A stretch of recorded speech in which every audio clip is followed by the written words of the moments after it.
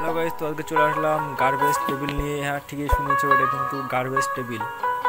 Garbage টেবিলের মানে হচ্ছে এই টেবিলের টবে সব যত কিচেনের সব কাজ হবে। আর এই যে বালতি দেওয়া হচ্ছে, একটা গোল বালতি, এটা দিয়ে যত সব ক্যাচেরা সব নিচে পড়বে।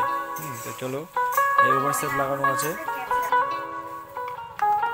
এটা হচ্ছে ওভার সেলফ, নিচে খুঁটি লাগানো আছে, ভালো করে আগুন মারা আছে, দেখতেই পাচ্ছ। তো চলো উপরে ওভার সেলফটা দেখে নিই এবারে।